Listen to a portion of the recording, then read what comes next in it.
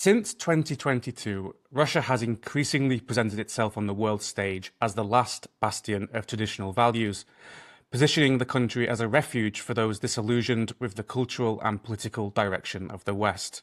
In official rhetoric and media narratives, Russia is framed as a place where foreigners can live freely, raise families, and build careers without the social or ideological conflicts that dominate Western societies.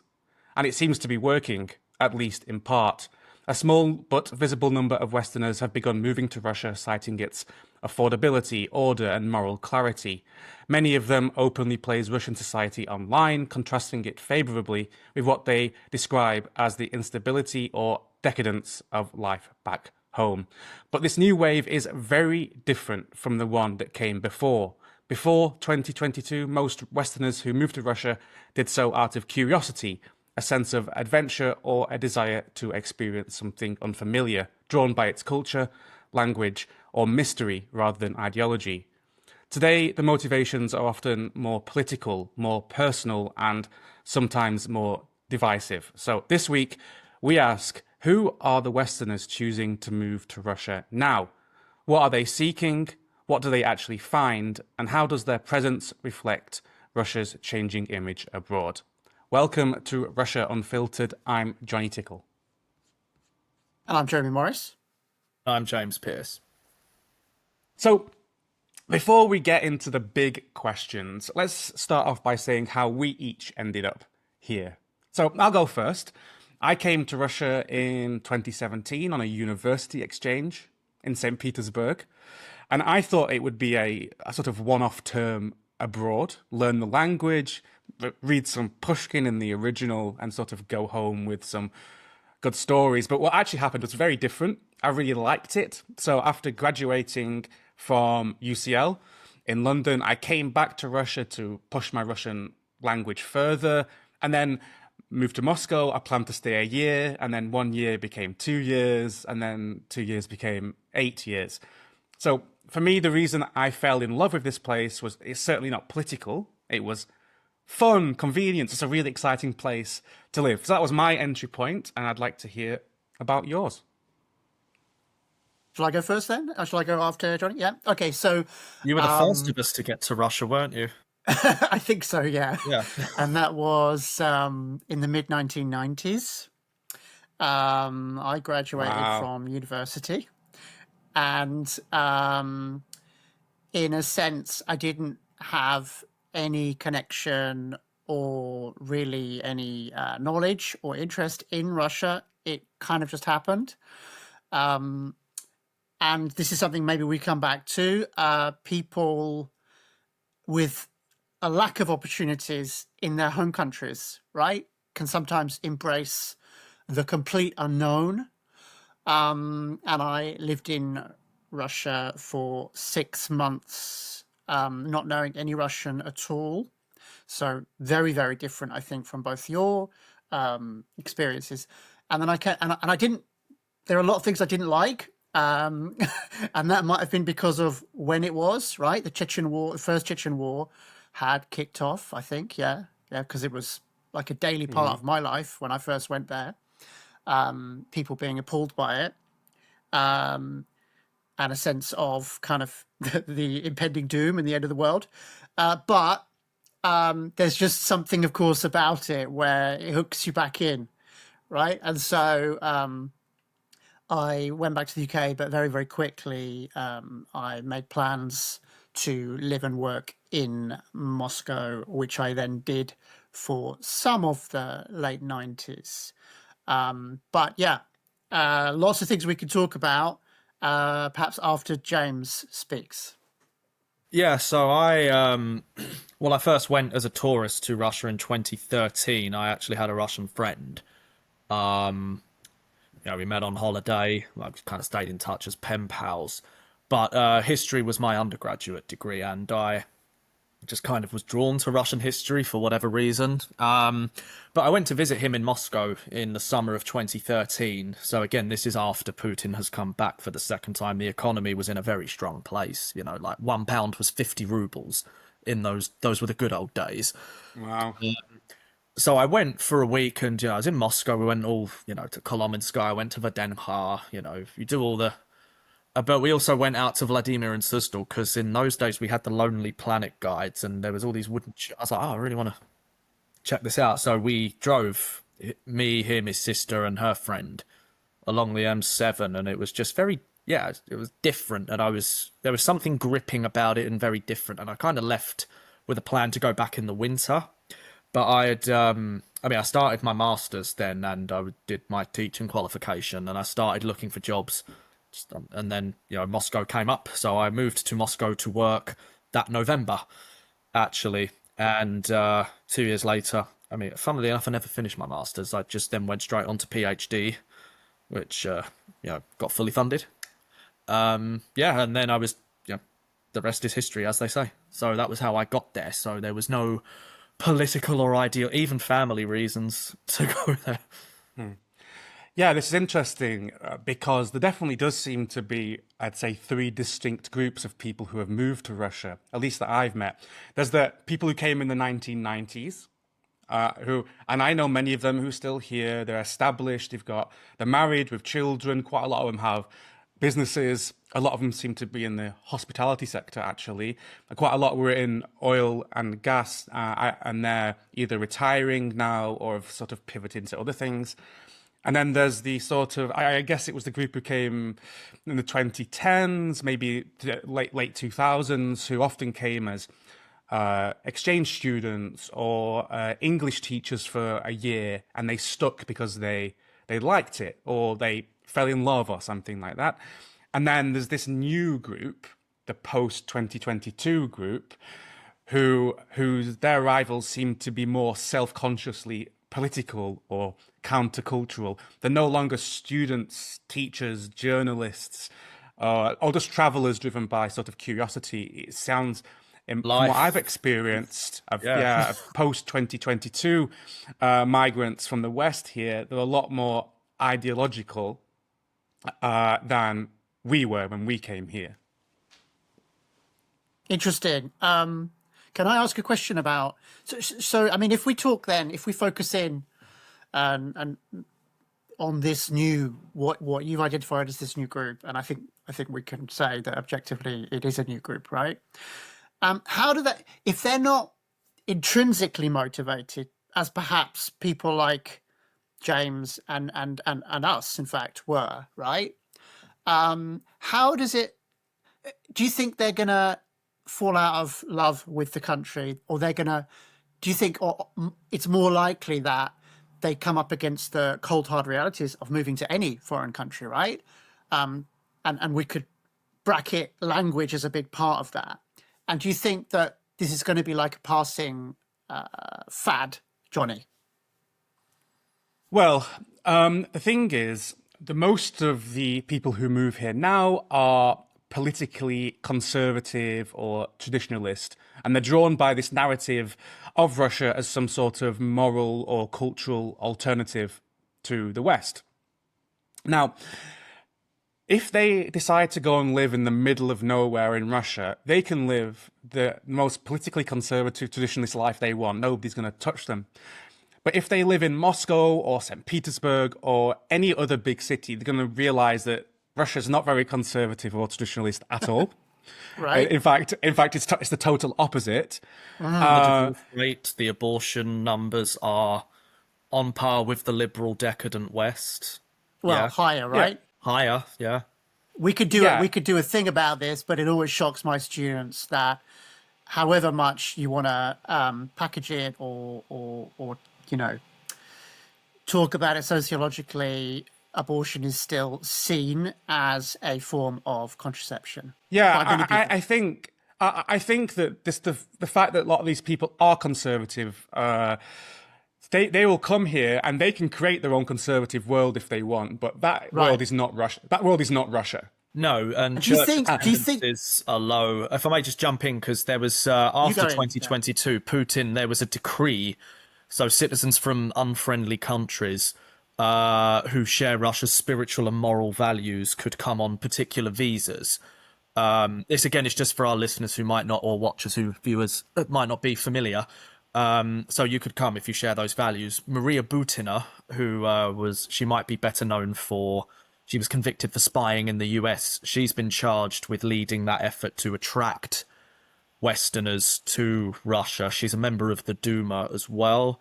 So they get some estimates that I've just been looking at about 15 serious inquiries a day.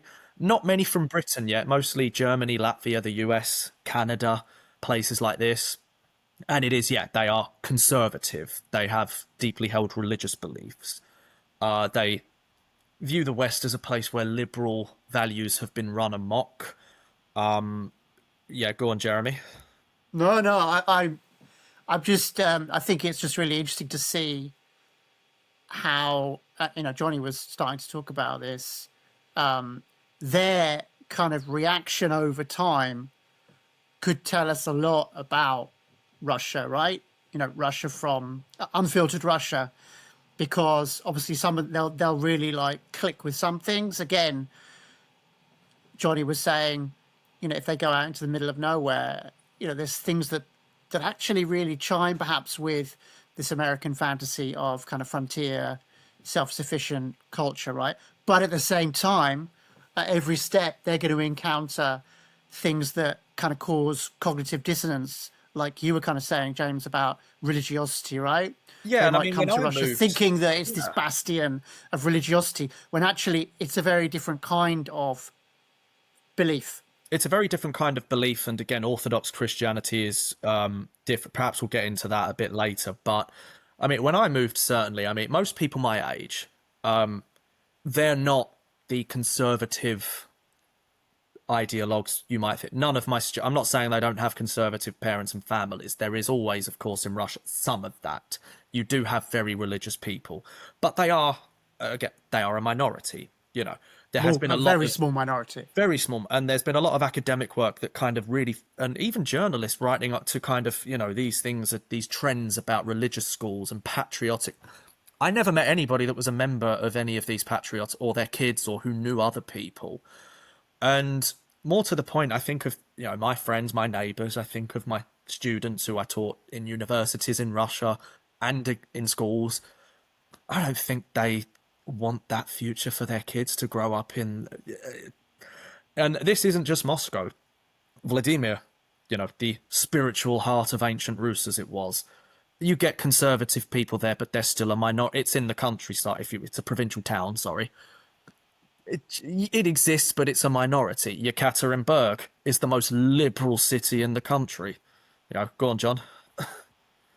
Yeah, I was going to say that I think what people who move here actually find is that Russia is a great place to live, but probably not for the reasons that they thought it was going to be a great place to live.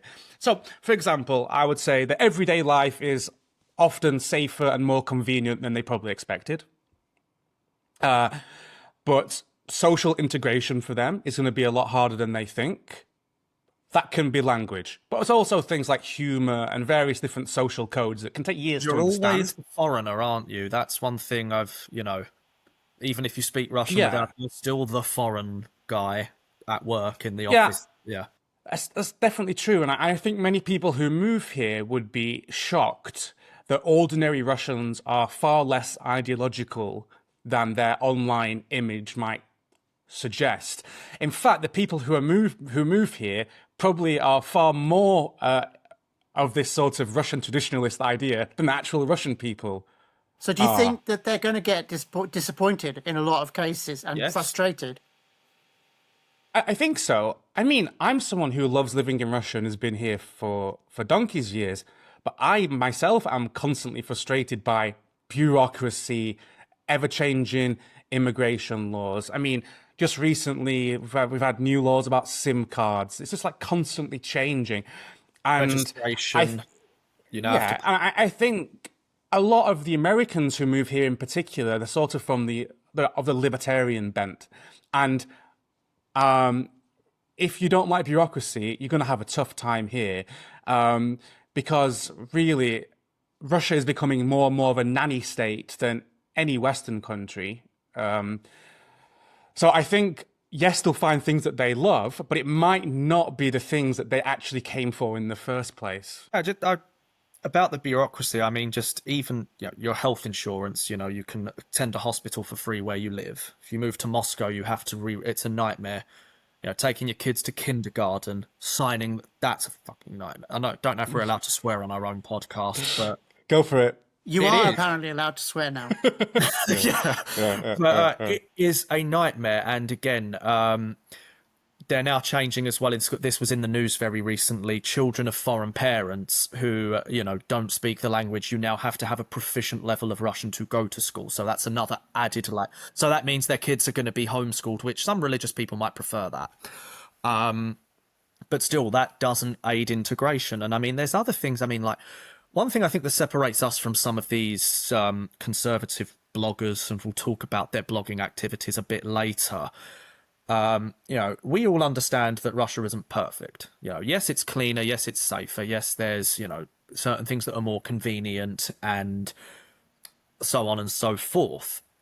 But, there are very real problems that the country doesn't address, and there is growing discontent about, the quality of services and the fact that costs are going up. And once that reality, and it's not as cheap as it used to be, perhaps, or... I don't know, maybe when things start to change in their own countries and they realise, well, maybe it wasn't as bad as we thought it was. Maybe we're not really the real refugees that we claim we were. I'll talk about the historical case in a little bit, but go ahead, Jeremy. I mean, I'm kind of, there's so many things that we could talk about that we've touched on already, right?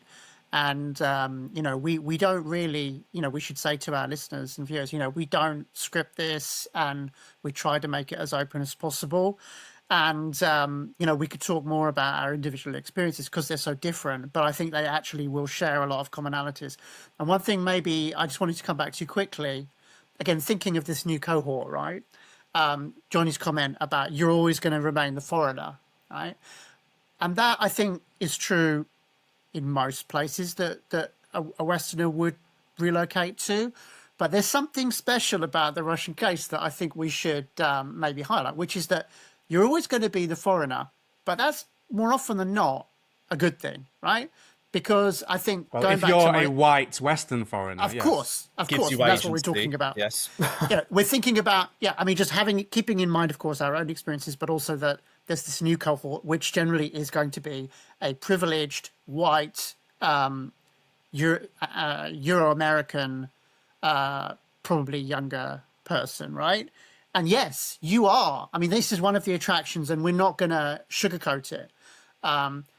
If you are from one of these countries, you're even now, despite all of the anti-British, anti-French, anti-American, anti-German rhetoric in the press, you are still going to experience a positive reaction to your foreignness. And whether you consciously do it or not, that is going to facilitate. You can use that to your advantage. Yeah, White Lotus. And I don't mean cynically. About that, the loser back home thing in White, and there is some of that in Russia. It's more common in Asian countries. Guy I used to live with who moved to Asia, just back home, there was a lot of that in the 2000s. Guys that kind of losers, unattractive. Life hadn't worked out that way. It's like, can I come in with that? Yeah, go on, yeah. Because I mean, I don't know if we really want to go all the way back to that, but that was one of the reasons that actually I learnt Russian to get away from those people in the 90s. So I didn't go with an agenda. I just wanted miserable people, weren't that? Just yeah. I was feeling that my life in my early 20s in the UK in the early to mid 90s, when the British economy was in the shitter, was going anywhere would have been better. But I didn't have a plan to learn Russian or live in Russia, right? But very, very quickly I realized, hang on, there are all these loser British people teaching English, waifs and strays, oddballs, who don't even fit in this very welcoming culture, very hospitable culture. We started talking about that last week, right? A culture where, as Jonny said, you are the foreigner, but you are a privileged kind of foreigner, especially in the 90s and 2000s. And again, maybe we'll talk about that later. But I almost kind of consciously made a decision to basically only interact with Russians. And then, of course, that was extremely beneficial for my language because I didn't ever study Russian formally, right?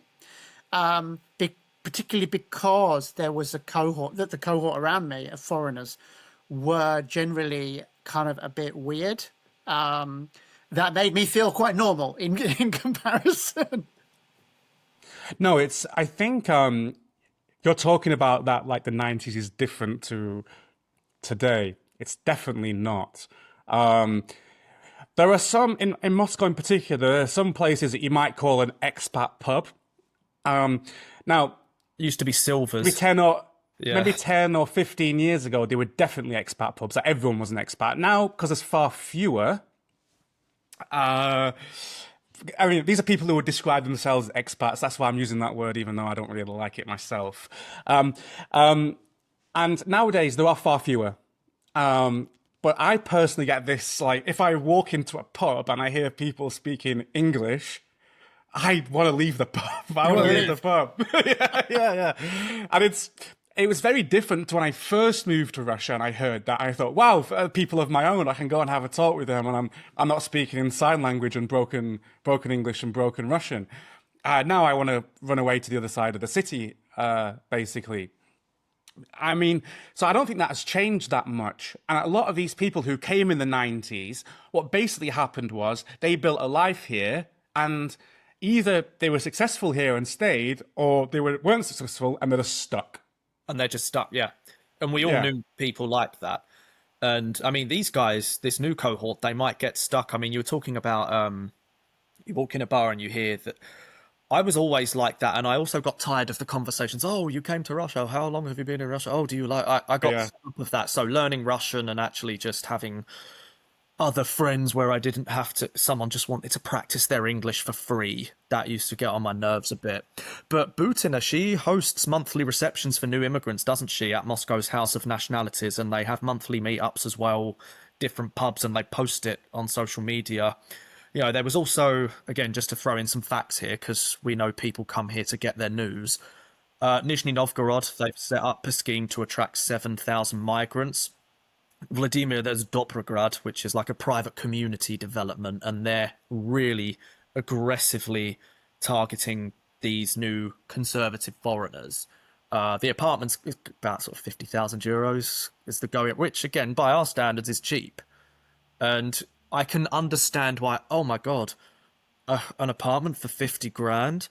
Oh, in this lovely, and I love Vladimir, I loved living there, this lovely, peaceful little place with lovely churches and bakeries, and I get the intoxication element there. But again, Vladimir, one thing I struggled with in Vladimir was, Moscow's got 15 million people. Right. In Vladimir, the small things bothered people a lot. Yeah, when I was teaching, you forgot to clean your whiteboard, and I had 4 people tell me, it's like, all right, I'm sorry, I won't do it again. And you put your rubbish in the wrong bin. Now, in Moscow, no one gives a rat's if you do that. No one's paying attention. And again, it's that people don't always appreciate those differences. But even in Yekaterinburg, you know who the people are in your building a few floors up, right? You know what? What's interesting, though, about a lot of these foreigners who are moving here, Westerners, they came here, a lot of them, especially a lot of the Butina lot, they came here to be YouTubers. Yes. Really? Yeah. Let's talk about that. I think, I have no problem with them personally, but I don't know anyone from before this 2022 point who came to Russia to be a YouTuber. A lot of them sort of thought, oh, this is interesting. Then they picked up a camera and they showed people what they saw. But they weren't moving here purposely to be a content creator like people are now. So it's almost a financial decision, not just because stuff's cheaper here, cheaper rent, cheaper food, cheaper transport, but because they know they can make money by being a conservative Westerner in Russia. And it's a ploy as well. Yeah, go on, Jeremy. I'm just I feel kind of like a bit out of the loop. But yeah, that would make sense that, and actually that's really shocking that perhaps a lot of Westerners are getting this filtered, not unfiltered like us. Very, very filtered, curated view, because so much of the world is experienced through content creators, right? And trying to show that they are showing you something new and you can only get it through them, and it's incredibly distorting, right? I mean, I only know a few. They're trying to Sorry, go show ahead, that James. it's perfect. But one thing I've always quite liked about Russia and is its unpredictability, is that messy side of things where no 2 days are the same. They're like showing this, as you say, it's distorted. You know, we didn't live that kind of distorted life. And just to talk about a couple of bloggers, I mean, and again, we're not criticizing these people, we should say. Some of them we may even know personally and like on a human level. But is it Yaroslavich, his name? Or, you know, he Yeah. very I, professional. I know the guy you mean, but I don't actually know him personally. So I don't know him personally. We've never met, but yeah, very professional camera equipment. He got onto Moscow Red Square for the Victory Day parade, which is impossible. He was recently in Suzdal, which Where's he from, James? he's American or Canadian, isn't he? He's So he just calls himself Yaroslavich. yeah, and he's got a big beard and tattoo and and he's mostly on Instagram. But again, if I went to where he went to in Suzdal and I said, you know, I'm writing a book about the Golden Ring, can I? They tell me to get lost. And he gets in with this, again, very impressive, you know, and I don't know how he does it. And there's others like that, you know, Joseph Schutzman, who I know, and again, you know, nice enough guy. Yeah, I'd talk to him on his podcast if he invited me. And again, I don't doubt his religious. He is a sincerely religious person, but you know, he's very professional in all the work he does. And you know, look at our life in Russia. My 7 beautiful children all wearing the same cute little outfits. We're living off the. I think he lives in near Skotninskaya, or the village. What's it called? You know what I mean? I have no idea, James. No, I don't know the name of it. Is no. It's called something. It's on the tip, but yeah. And they're all trying again. Look at our idyllic life, and we're making bread today. And I've got a tractor. It's like, how the fuck did you get a tractor, Joseph? I'll ask him if I go on his podcast. So basically, what I'm saying is, and I don't know this, Russia is at the forefront of people falsifying reality for clicks and money online, right? And that's what we're trying to get away from. Well, the state, the Russian state, actively encourages this idea of promoting Russia as a refuge for conservatives through the media and through influencers. It's like right. Yeah, it's a part of a broader soft power shift. Part of they're getting into the sort of American culture war. They're appealing to those disillusioned with Western liberalism, and they can get content creators, they get YouTubers they pay them to help them out. And a lot of the time, it's tough to talk about them exactly because I don't know them personally. A lot of the time, I do believe that these are these people's sincere views, and they're getting paid, and they're getting helped with equipment, big camera equipment, or whatever, as well. Yeah, to help their YouTube channel. So I don't think I can accuse them of being unsincere, which is fine. I think it's a lot worse to be a hypocrite. But I think that through their YouTube channels, what they are doing, I think somewhat successfully, is presenting Russia in a way that is not the Russia that I know.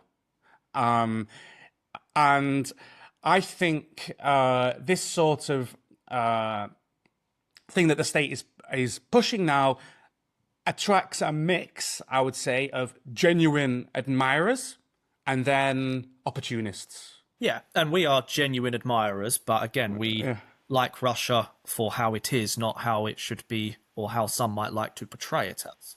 Go on, Jeremy. Well, no, I mean, I feel quite distant from this whole thing. Jeremy, there's something that you can chime in on. And I think is that we're talking really now about how we perceive these other Westerners.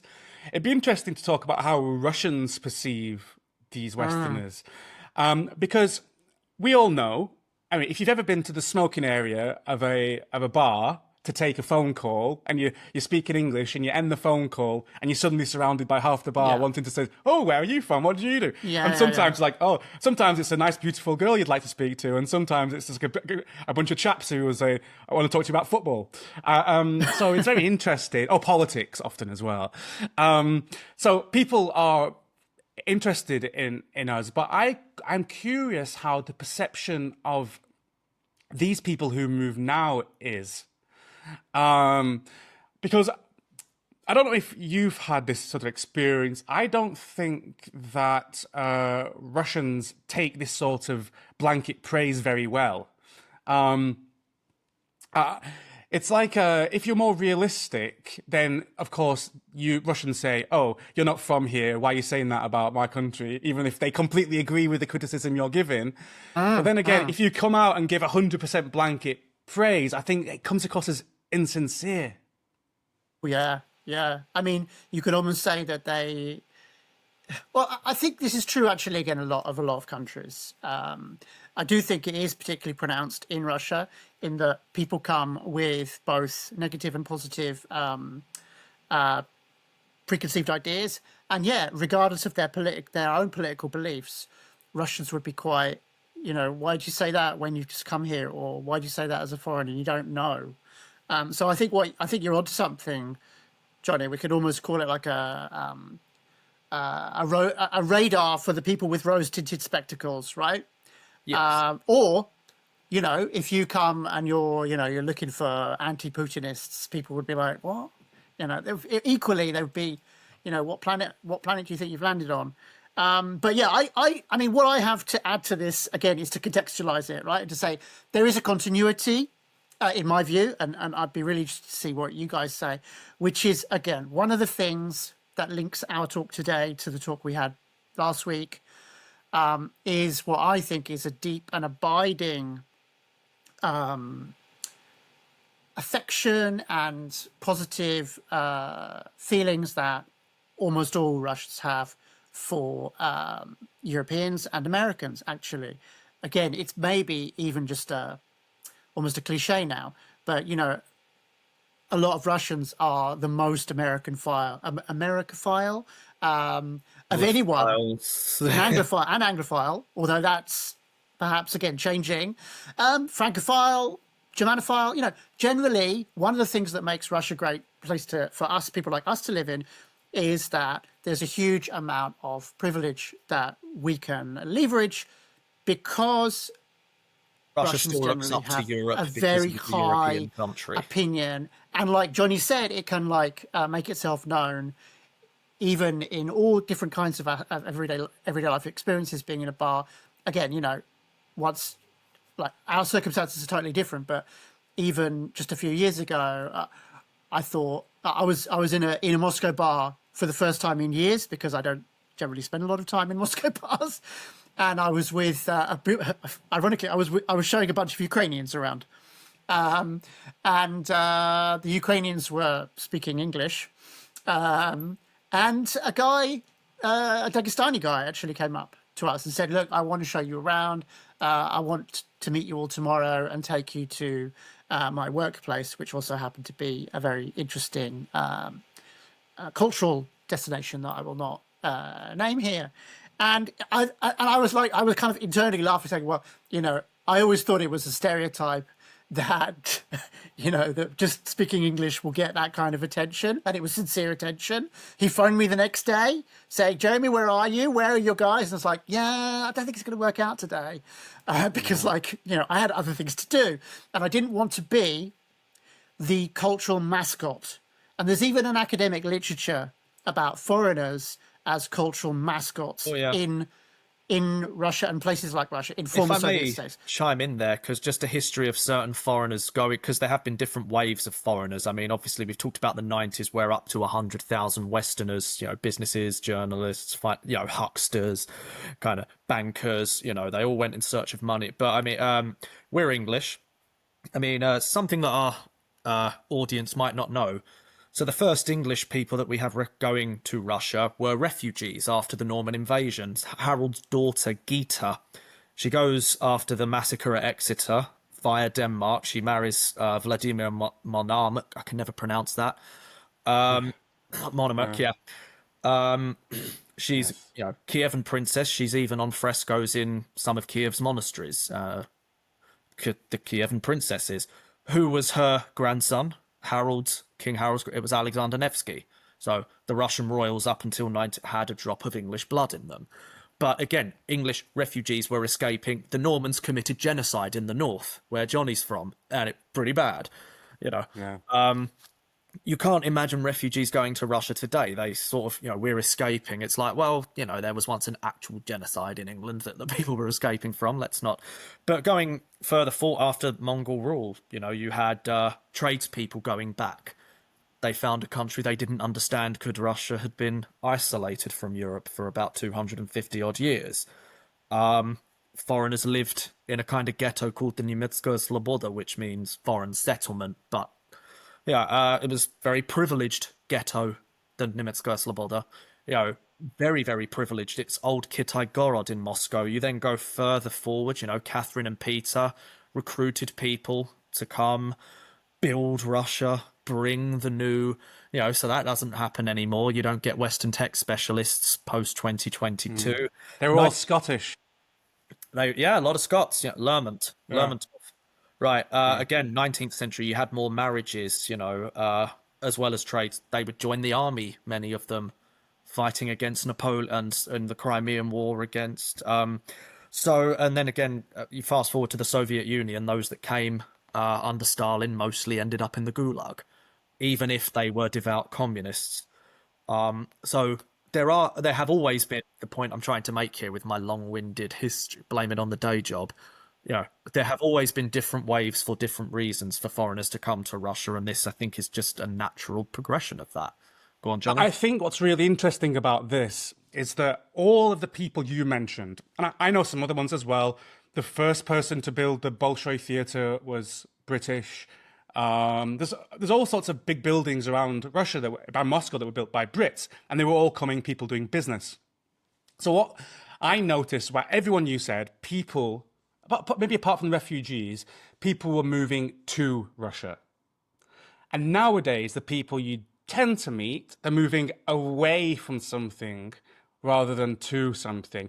It's more, I think, today the modern phenomenon of migration to Russia is much more about Western disillusionment than about Russia itself. Now, the people you do meet today who are moving to Russia for something are not Western migrants, it's Central Asian migrants. And maybe I think this is a good place for Jeremy to talk about it. Yeah, and as I intimated earlier, right, I don't spend... The vast majority of time that I spend is not in big cities, right? And it's not in Moscow, although I have lived in Moscow and I have a lot to say about Moscow. And again, we might come back to focus on Moscow in various different ways. But most of my day job is, in fact, interacting with people far away from Moscow.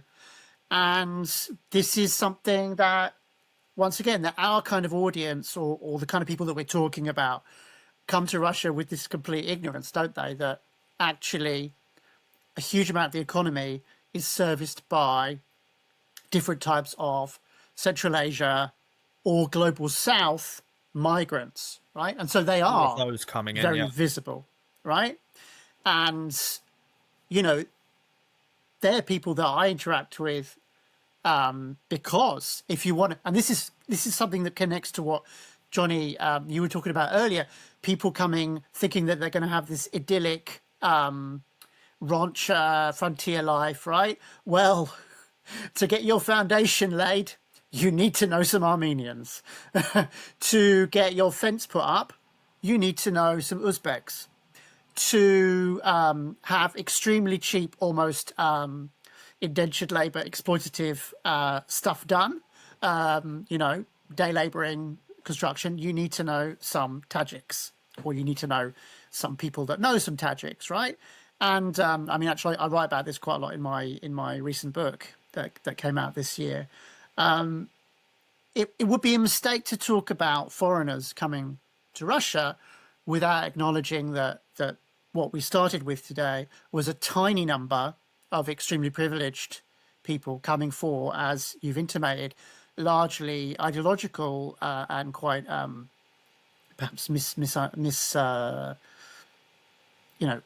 misplaced ideological reasons, right? Whereas even in Moscow, and again, you might want to talk about this, the experience actually is, and we touched on this in the last podcast, super multicultural city, super stratified by ethnicity as well. So again, we're not going to, like I would say, how did I get a fence put up in Kaluga region? It's only possible because there is a kind of what academics call labor aristocracy, more privileged, ethnic, but still ethnicized group who happen to be Uzbeks in Kaluga, who have basically cornered the market in. You want a chain link fence put up. You want steel slats fence put up. Profnastil. You need to go through a broker who is an ethnic Russian to his lads who are all young Uzbeks, who incidentally are having the time of their life because they are relatively less exploited, unlike say Tajiks. And are remitting. So the remittance economy is a huge amount, and it hasn't declined really much since the war, has it? But slightly. I mean, it's not something that I'm an expert on at all. But I would also say we didn't talk about the elephant in the room when it came to British people, which is marrying Russian women, right? That aspect, and we could, or maybe we don't want to talk about that. But actually, what was interesting, if I just finish, is that all of these Uzbeks, these lovely lads that built my fence over a course of 3 days, they're all married to ethnic Russian women. The other elephant in the room, I suppose, as well, is Ukrainian refugees. The largest number by far since 2022 have not gone to Western countries; they have gone to Russia. Very small number. And it's millions, right, James? Over last figures I saw were 2.4 million. That may have gone up, but it makes Is this since 2014? 2022. Because 2014 there was a huge wave of people from Donetsk and Lugansk who came to Moscow. I met plenty of them myself. Yes, I do. I used to teach some of them. The other thing as well with just immigration as well, because Yekaterinburg, we have a lot more foreign students now from places like Zimbabwe, the global south. You go to beauty parlors, they're from Indonesia as well. So there's more of that. And also internal migration. You're getting increased, and this is supported by the Russian government's own statistics, by Rosstat, increased movement to the cities from the republics, the ethnic republics, even within the region, because that's where the jobs are. That's where the, go on. And this is why, however effective the construction industry has been, one of the reasons why it can never satiate the demand for housing in large cities, right? Because of internal migration as much as international migration. That's right, yeah. And I think before we wrap up, I have a couple of stories I kind of want to tell, which links perfectly to Western and Central Asian migration, because I want to talk about racism.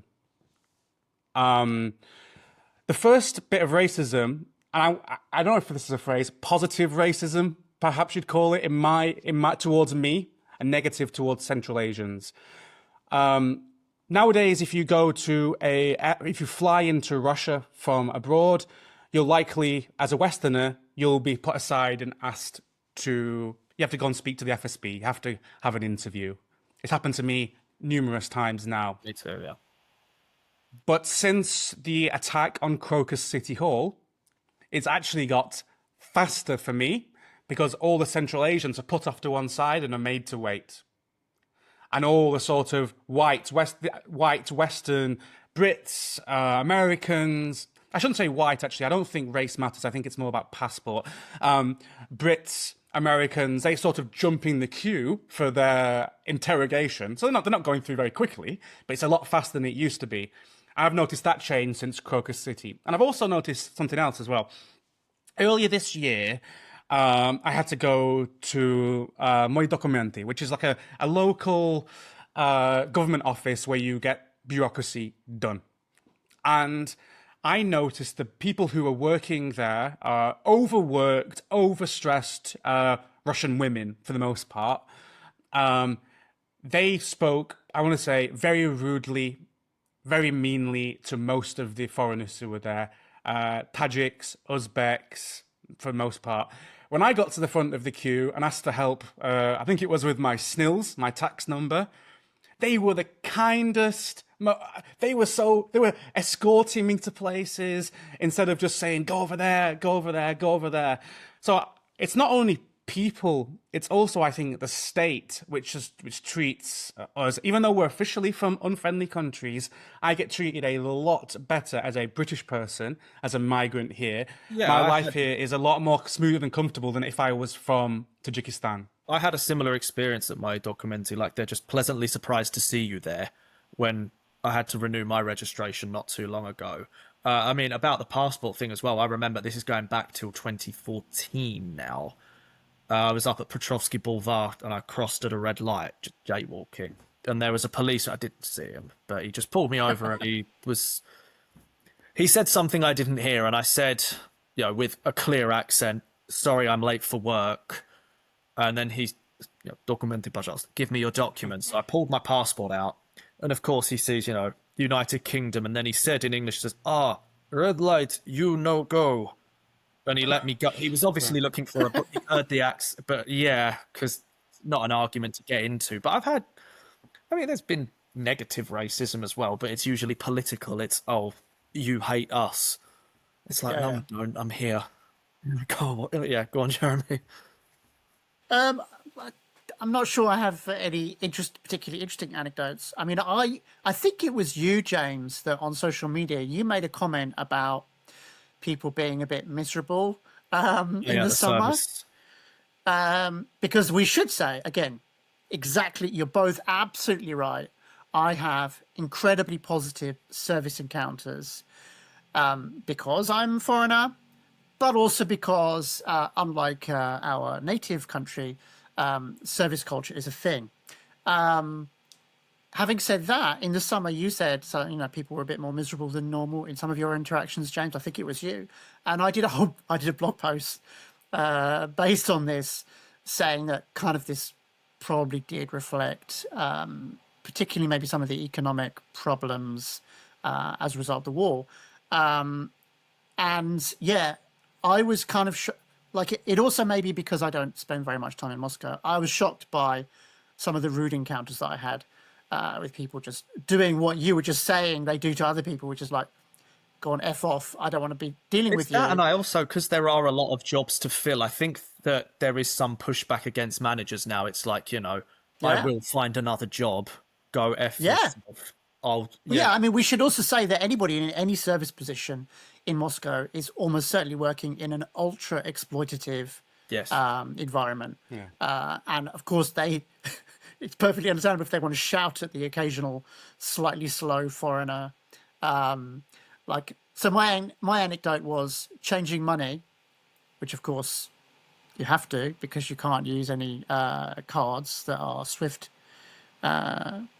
cards, right? MasterCard, Visa. Changing money in Moscow, late middle-aged Russian woman, absolutely effusive, fawning over me as an English person that speaks Russian. Didn't ask me to do any of the rules that I'm supposed to abide by while changing money because I didn't have registration. I went there 2 days later, different ethnic Russian woman, same age, basically told me to F off. Yeah, so, I think that's a really good place for us to finish this, really, because we are all Westerners who have migrated here. I mean, James and I still live here. You're here all the time, Jeremy, even if you don't live here. We've experienced the positives and negatives of being a foreigner here as a Westerner, as extremely privileged Westerners. And as our anecdotes have shown, this is a great place to live. For us, this is a great place to live. And even though there's people maybe nowadays coming for different reasons to how we came, I think they'll find that maybe Russia's a great place to live, but just not for the reasons they first expected. expected it to be. Yeah. Yeah.